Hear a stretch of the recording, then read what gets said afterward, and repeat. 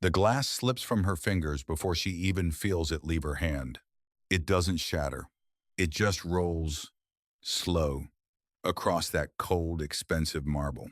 And in a ballroom full of 300 people, diamonds flashing, tailored suits, champagne flowing, not one single person moves to pick it up. They're all too busy watching a woman try to destroy Cameron Brooks right there in front of everyone. Nobody says a word. But phones are already out, quiet, angled low, recording without permission. Cameron doesn't cry. She won't give them the satisfaction. But here's what nobody in that room knows yet. What's about to flip every single life under these chandeliers tonight? Someone else saw the entire thing, from the very first insult, and that someone is already moving. Before we continue, we'd love to know where you're watching from today. Drop your city and state or your country in the comments below.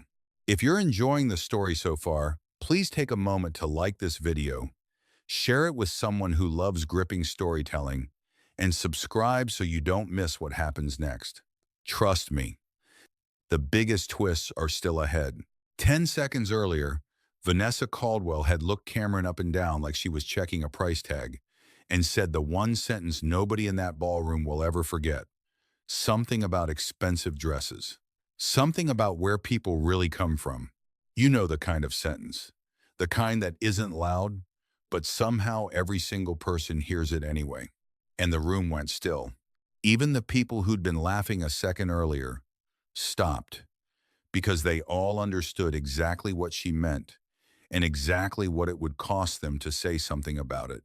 Cameron could feel her own heartbeat in her ears. Not fear, something closer to disbelief, mixed with a kind of tired familiarity, like hearing the same insult in a new accent. She'd felt this exact thing before. Different room, different city, same poison. She straightened her shoulders instead of breaking. She looked Vanessa dead in the eye and said, "Calm, steady. My father taught me something. Class is revealed by how people treat those they think can't fight back." Vanessa laughed it off for the crowd. A few people laughed with her, because that's what people do when they're more scared of being the next target than they are ashamed of themselves. Cameron stood there, alone, 300 wealthy strangers around her, and not one of them stepped beside her. She'd made her peace with that a long time ago. Growing up in Atlanta, she watched her mother clean the homes of families who smiled at her politely and never once learned her name. Her father was a firefighter, the kind of man who ran into buildings other people ran out of, and he used to tell her something before every shift. Character outlives appearances. She didn't understand it when she was 9. She understands it completely right now, standing in a ballroom outside Aspen, holding herself together in front of people who decided who she was before she ever opened her mouth. She earned her way into rooms like this one. She built a career as one of the youngest international cultural consultants in the country, the person companies called before they made a costly mistake overseas. Nobody handed her anything. She didn't take shortcuts. And somehow, that never seemed to matter to people like Vanessa. Because people like Vanessa decide who belongs before anyone gets the chance to prove it. Tonight was supposed to be simple. 300 exclusive invitations went out for the most talked about private investment summit of the year. Oil money from Texas in one corner, tech founders from Seattle in another, developers from Miami, political donors flown in straight from Washington. Cameron was invited because of her work connecting Korean firms to American markets. That was supposed to be enough. It wasn't. Not for everyone in that room. It started small, the way these things usually do. A woman handed her an empty glass without even looking at her face, mistaking her for staff. Someone else asked, loud enough for people nearby to hear, if she was lost. Cameron smiled through all of it, because reacting only ever gives people exactly what they're hoping for. Then Vanessa Caldwell found her. 48 years old Connecticut money. The kind of woman who genuinely believes wealth is something you're born deserving, not something you build. "I wondered why security looked so nervous tonight," Vanessa said, loud enough to pull a few laughs from nearby guests. Cameron said nothing. And Vanessa mistook the silence for weakness, so she kept going. She questioned the invitation. She made a joke about diversity quotas loud enough that phones started quietly recording. And through all of it, 300 powerful, connected people stood close enough to hear every word, and not one of them said anything to stop her. Have you ever watched somebody get torn apart in front of a crowd, and everyone around just stayed quiet because stepping in felt inconvenient? Watch this room right now. Nobody's moving. Nobody's saying a thing. And that's exactly what makes what happens next so unbelievable.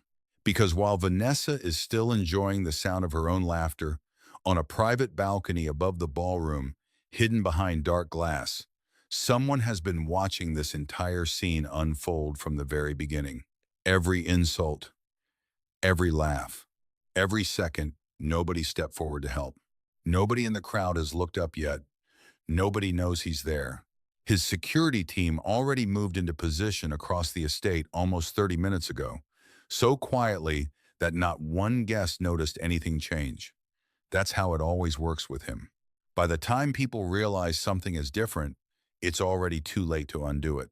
Down near the east exit, a security officer's hand moves toward his radio.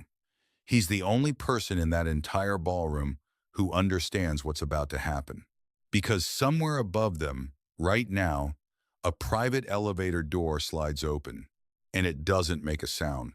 Cameron doesn't hear it. Vanessa doesn't hear it. None of the 300 people still whispering and laughing and pretending they didn't just watch a woman get humiliated in front of them hear it either. But the air in that ballroom is already starting to shift, slowly, at first. The way it does, right before a storm rolls in, and nobody's looked at the sky yet. Somebody just stepped off that elevator. Somebody the room isn't ready for. And in a few seconds, every single person standing under those lights tonight is going to feel it. The elevator door is still sliding shut when the first man moves. Not Kang Min Jae, one of his own, tall, quiet, positioned near the kitchen entrance for the last 30 minutes, without a single guest noticing him there. He touches 2 fingers to his ear and says nothing out loud. But somewhere across that ballroom, 3 other men shift their weight at the exact same second. Nobody in the crowd sees it happen. They're too busy watching Vanessa Caldwell enjoy herself. But the air is already different. Colder, somehow, even with 300 bodies packed under those chandeliers, Preston Hawthorne feels it first. He's the host tonight, the man whose name is on every invitation.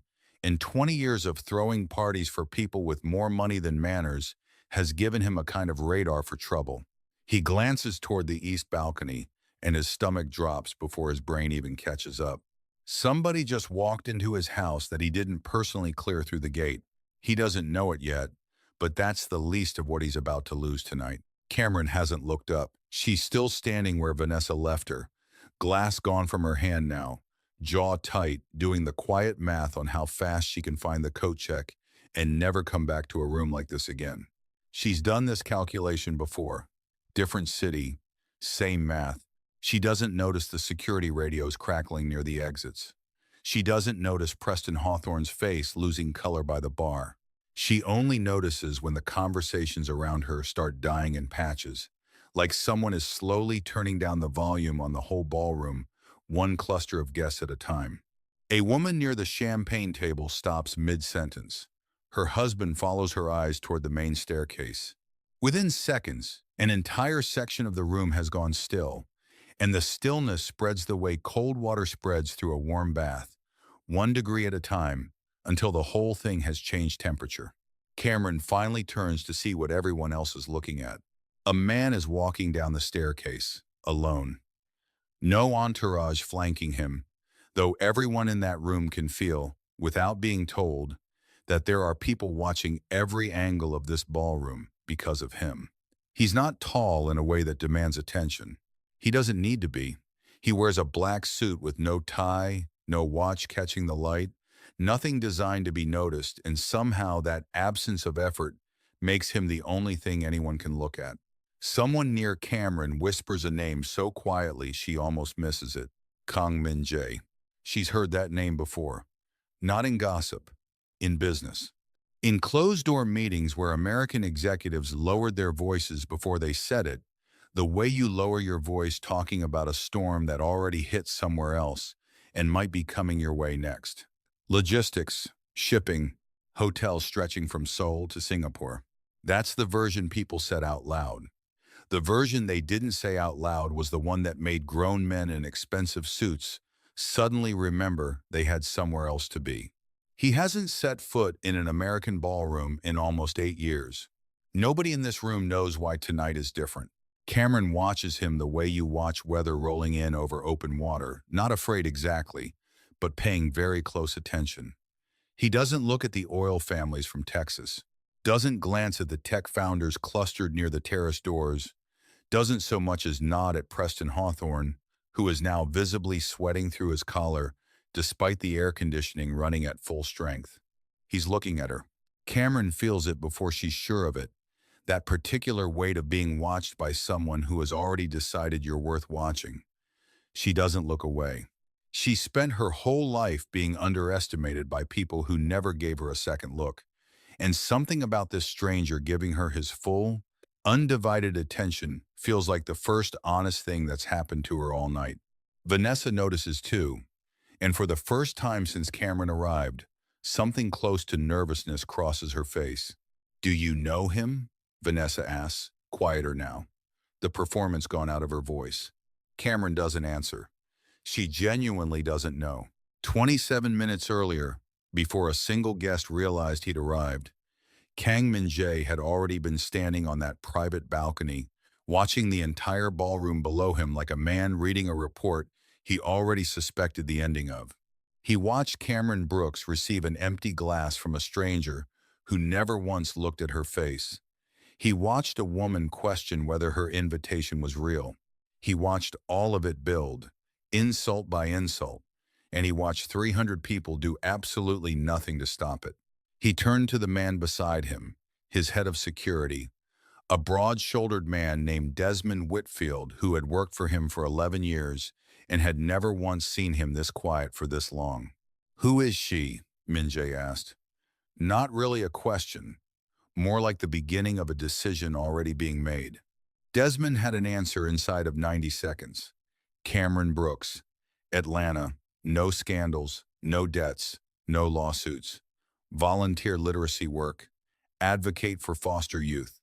A career built entirely on being better at her job than anyone expected her to be, in rooms that never expected her to walk through the door in the first place. She specializes in Korean-American business relations, Desmond added. She's not a mistake on the guest list. She earned her seat. Min-jae said nothing for a long moment, watching Vanessa Caldwell deliver another quiet insult below, watching Cameron absorb it without flinching, without breaking, without giving the room the reaction it was hungry for. "Nobody in that room is going to help her," Min-jae finally said. "No, sir." "Then I will." He walked toward the staircase before Desmond could ask what that meant. Back in the ballroom, Cameron is still holding Min-jae's gaze across the crowd, and something about the way he's looking at her doesn't feel like the way men usually look at women in rooms like this. It doesn't feel like interest, or curiosity, or even suspicion. It feels like recognition, like he already knows something about her that she hasn't told anyone in this building. Vanessa steps half a pace closer to Cameron, as if putting distance between herself and whatever is about to happen. "I'm sure he's just here for business," she says, though nobody asked her, and her voice has lost every trace of the confidence it carried 10 minutes ago. Min-jae reaches the bottom of the staircase. He doesn't stop at the crowd gathered near the bar. He doesn't stop at Preston Hawthorne, who has moved to intercept him with an outstretched hand and a host's practiced smile that doesn't quite reach his eyes. Min-jae walks straight past him without a glance, and the room watches Preston's hand drop back to his side, unshaken, in front of everyone who came here tonight, specifically to be seen shaking hands with important men. He crosses the marble floor. Guests part without being asked to, the same way a crowd parts on instinct when something moves through it that they don't fully understand but know better than to stand in front of. Cameron doesn't move. She's not sure if she should. He stops directly in front of her, close enough that she can see he's younger than the rumors made him sound, that his expression carries none of the menace 300 whispered warnings promised her it would.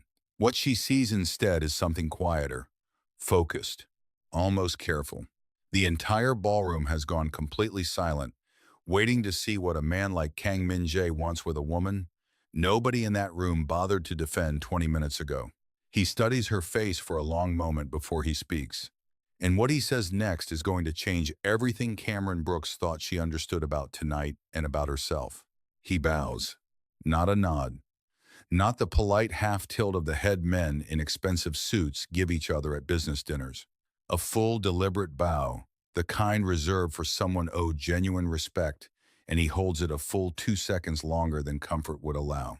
The gasp that runs through the ballroom isn't loud. It's worse than loud. It's the sound of 300 people simultaneously realizing they misunderstood something important. Cameron doesn't move. She's honestly not sure what to do with her hands. A cluster of Korean executives near the bar go completely still, the way people go still when they witness something they know is rare and can't quite believe they're seeing. The Americans in the room don't understand yet. They will in a few seconds. Because Kang Min-jae does not bow to people. Not politicians, not billionaires, not anyone in that room tonight, including the man who's hosting this entire summit in his own house. "I apologize," he says, straightening, and his voice carries without him raising it at all. Cameron blinks. "For what?" "My country teaches respect for people," he says. "Tonight someone used my presence, my culture, and this gathering to justify cruelty. That dishonors both." Nobody breathes. Somewhere near the champagne table, a phone that was recording quietly for the last 20 minutes is now being held with both hands. Vanessa forces a laugh that doesn't land. "I think there's been some kind of misunderstanding," she says, glancing around for support that isn't coming. Min-jae turns toward her slowly. His expression doesn't change, and somehow that's more unsettling than if it had. "You insulted her," he says. "It was only a joke. You insulted her." The second time isn't a question, and it isn't raised in volume either. It's simply final, the way a door sounds when it's shut for good. He looks around at the crowd now, and for the first time that night, every single person in that ballroom becomes part of the story instead of just watching it. "You all witnessed this," he says. "You measured whether she deserved help before deciding to give it. Nobody moved. I have done business in 31 countries. I have learned exactly one universal truth working in every one of them. The people with the least power in a room are usually the ones who reveal the true character of everyone else standing in it." Preston Hawthorne, still standing a few feet away with his hand never properly shaken, opens his mouth like he's about to smooth things over the way hosts are trained to. Before he can get a word out, Min-jae turns to him instead, and whatever Preston was about to say dies somewhere in his throat. "Preston," Min-jae says, almost gently, which somehow makes it worse. "There's something you should know before this evening continues." The ballroom leans in without moving an inch. "Over the past 18 months, through several holding companies, I've acquired a controlling interest in Hawthorne Global." He pauses just long enough for that to land. 42%. Quietly. "Through channels your board never flagged because they weren't looking for me." The color drains completely out of Preston's face. Somewhere behind him, a man in a navy suit, clearly one of his own board members, mutters something under his breath that sounds a lot like a prayer. Preston Hawthorne, the man whose name is on the invitations, whose house this technically still is tonight, has just learned in front of 300 witnesses that he doesn't actually control the company hosting this summit anymore. "That's not possible," Preston manages. The board didn't know," Min-jae says simply. "Now they do." Cameron is watching all of this with the strange, floating feeling of someone standing at the exact center of an earthquake nobody else saw coming. She came here tonight to review economic briefings. She's leaving as the reason a Fortune 500 company just lost its majority owner in front of a live audience. Min-jae turns back to her, and his voice softens in a way that feels almost private, even with 300 people still watching. "Miss Brooks," he says, "would you consider staying on as cultural advisor for my expansion into the American market?" The room doesn't just go quiet, it goes electric. The particular silence of people doing very fast math on what a contract like that would actually be worth. Cameron hesitates, not because she doubts the offer, because she wants to understand exactly why he's making it. "Why me?" she asks. He answers without pausing, like he's already thought this through long before tonight. "I can buy intelligence anywhere," he says. "I cannot buy integrity. Tonight, in a room full of people who had every reason to look the other way, you didn't bend. That's rarer than money. I don't waste opportunities when I find it." Cameron glances once briefly toward Vanessa, who is standing frozen near the bar, publicly humiliated in front of every person whose opinion she has spent her entire life curating. Cameron doesn't say anything to her. She doesn't need to. Being ignored, completely and deliberately, by the woman she tried to destroy is going to hurt Vanessa far longer than any insult ever could. "I accept," Cameron says quietly. Something shifts in Minjae's expression, not quite a smile, but close enough to it that a few people nearby notice. He nods once, satisfied, and the moment feels finished. Like the story could end right here, with justice served and cameras rolling, and a room full of witnesses who'll be telling this story for years. But Min Jae isn't finished.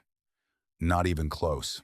He leans slightly toward Desmond, standing a few feet behind him, and says something too quiet for anyone but his head of security to hear.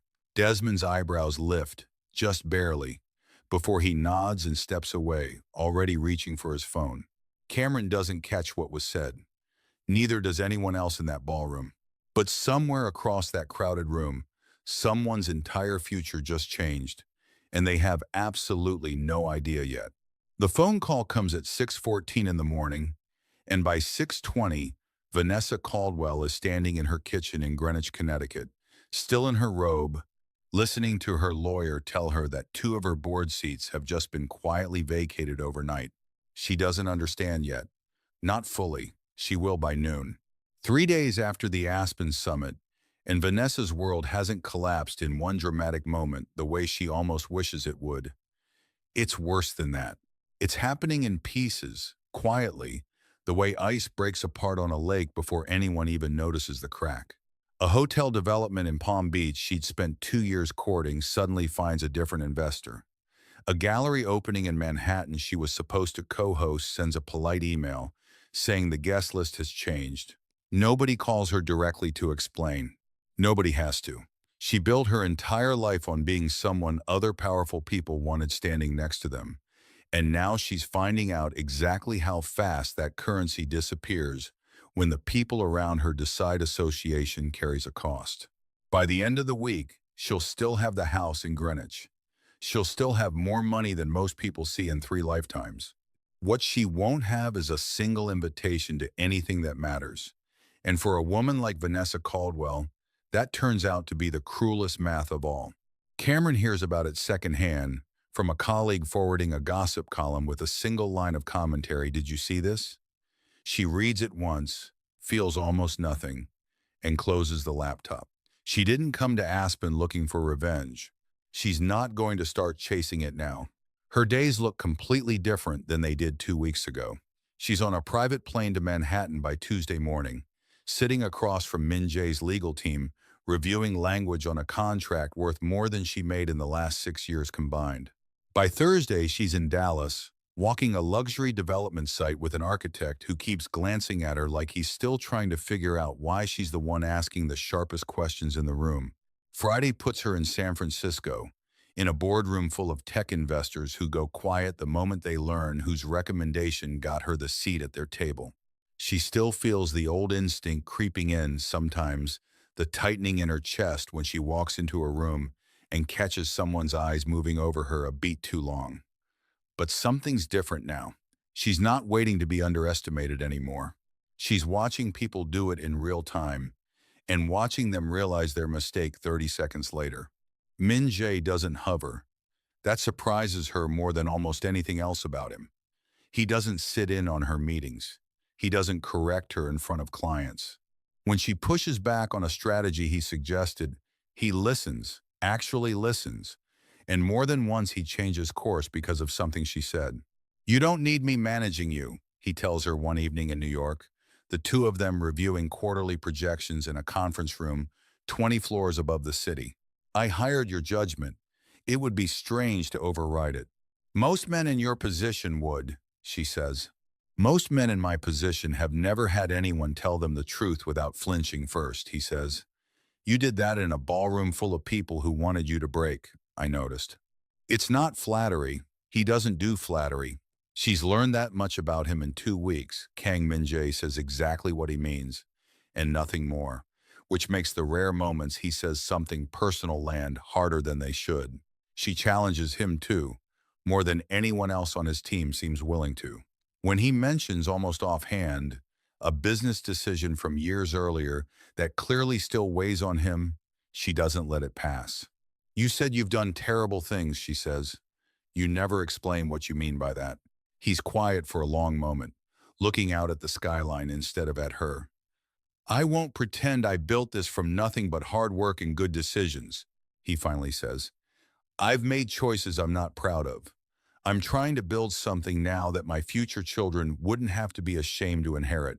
It's the most honest thing he said to her. And something about the way he says it, no performance in it, no attempt to win sympathy, makes her believe him more than she wants to. The sabotage starts quietly, the way most professional attacks do. A rumor surfaces online claiming Cameron was hired purely because of a personal relationship with Min-jae, nothing to do with her qualifications. It spreads fast enough that a business journalist in Chicago reaches out for comment. Then a second story appears, this one questioning whether her firm's past clients were satisfied with her work, sourced anonymously, details just vague enough to sound credible and just specific enough to sting. Cameron knows exactly who's behind it before anyone confirms it. Vanessa doesn't have boardrooms left to sit in, but she still has connections willing to make noise on her behalf. And noise, it turns out, is the only weapon she has left. Min-jae hears about the stories within hours. Desmond brings him a printout, already flagging 3 ways they could make the entire problem disappear by morning. Min-jae reads it once and hands it back. "Don't touch it," he says. Desmond blinks. "Sir, we could shut this down before it spreads further." "I know we could," Min-jae says. "I'm not going to."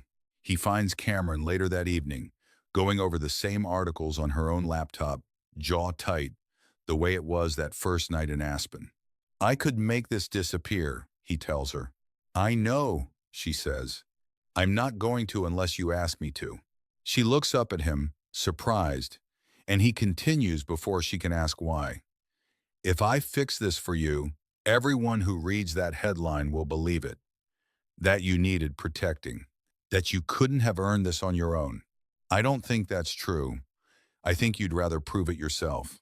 She holds his gaze for a long moment, and something in her chest loosens just slightly.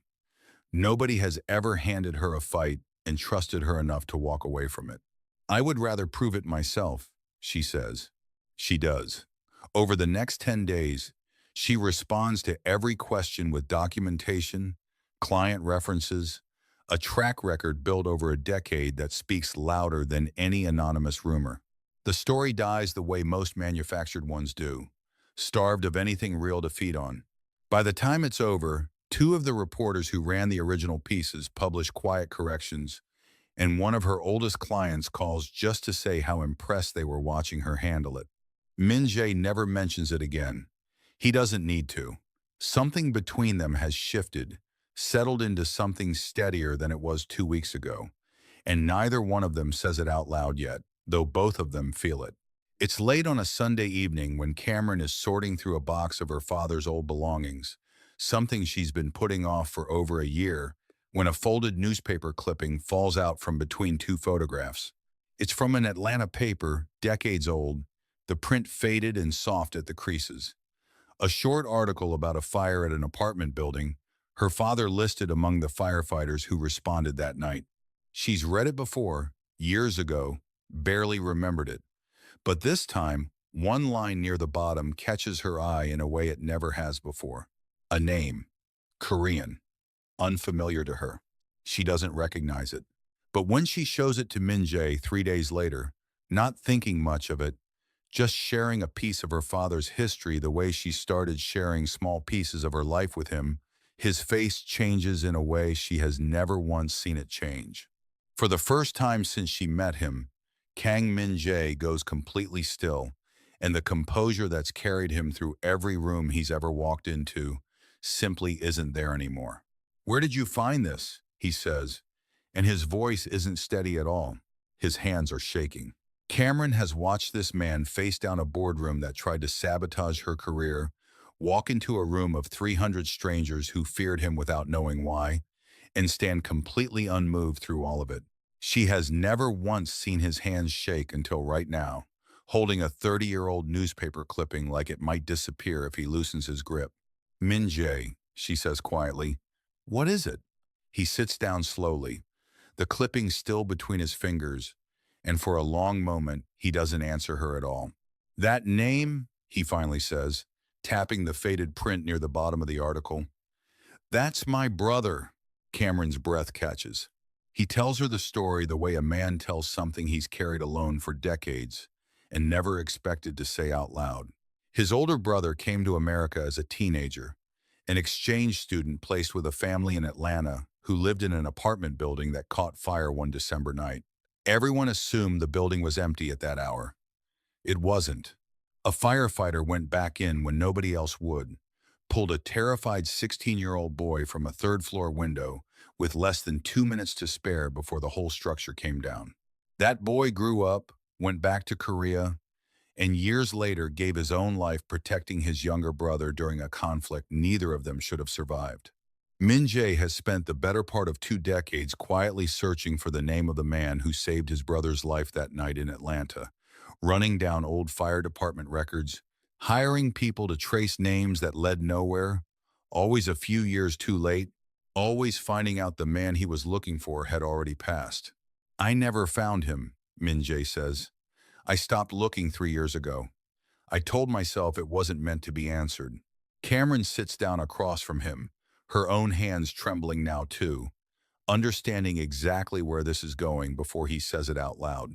"His name was Walter Brooks," Min-jae says, reading it straight off the clipping, though he clearly already knows the name by heart. "Was that—" "That's my father," Cameron says. The room goes completely silent, the kind of silence that isn't empty at all, but full of something neither of them has words for yet. Min-jae sets the clipping down carefully, like it's something fragile now in a way it wasn't a few minutes ago. "Your father saved my brother's life," he says, "and I searched for years to find him, to thank him, and by the time I might have found the right records, he'd already been gone for over a decade. I never got to tell him what that night meant to my family." "He never talked about it," Cameron says softly. "He rescued people for a living. He never once came home bragging about a name or a face. That wasn't him." "That explains everything," Min-jae says. And there's something almost like relief in his voice, mixed with grief for a debt he never got the chance to repay directly. "Why I noticed you in that ballroom. Why something in me refused to let that moment pass without stepping in. I told myself it was about character. It was. But some part of me recognized something in you I couldn't name yet." Cameron feels the weight of it settle over her slowly. The strange, quiet feeling of watching two threads that started decades apart in different countries finally meet in the same room. Her father saved a stranger's life without ever knowing what that single choice would set in motion. He never met Min-jae, never knew his name. And somehow, that one act of kindness reached across 30 years and found his daughter standing in a ballroom exactly when she needed someone in her corner. "He always said character outlives everything else," Cameron says quietly. "I don't think he ever imagined it would come back around like this. Their relationship doesn't turn into a fairy tale overnight. It builds slowly, over months, the way anything real usually does." She still challenges him. He still listens more than most people would expect from a man in his position. Neither of them pretends the other is perfect, and that, more than anything, is what makes it work. Together, they build something neither of them could have built alone, a foundation connecting African American and Korean American students, funding exchange programs, scholarships, and leadership training between Atlanta and Seoul. They named the first scholarship after her father. It feels right. It feels like closing a circle that started the night a firefighter ran into a burning building for a boy he'd never met. Vanessa Caldwell never gets her old world back. She keeps her money, her house in Greenwich, everything she was born into. What she loses is every door that mattered, every table she used to sit at without question. Nobody ever punishes her outright. They simply stop calling. And for a woman who built her entire identity on being wanted in every room, that silence turns out to be the harshest sentence anyone could have handed down. Years later, people who were in that Aspen ballroom still bring the story up at dinner parties. Some remember the insult. Some remember the billionaire who walked past every powerful person in the room to stand in front of a woman nobody else would defend. Very few of them ever learned the rest of it, the newspaper clipping, the fire, the debt one family didn't even know it was owed until it finally came home. What they do understand, every single one of them, is the lesson that night left behind. The loudest person in a room is rarely the strongest one in it. Real character shows itself fastest in the moments when nobody's watching to reward it. And sometimes the people the world spends its whole time underestimating turn out to be the ones history was quietly building toward all along. If this story moved you even a little tonight, that's exactly why this channel exists, to tell stories about people who stayed true to who they were, even when the whole room stood against them. If you want more stories like this one, hit subscribe and turn on notifications so you never miss the next one. And if this story reminded you of your own strength or someone you love, drop it in the comments below and let it inspire someone else scrolling through tonight. Thank you for staying until the end. I'll see you in the next story.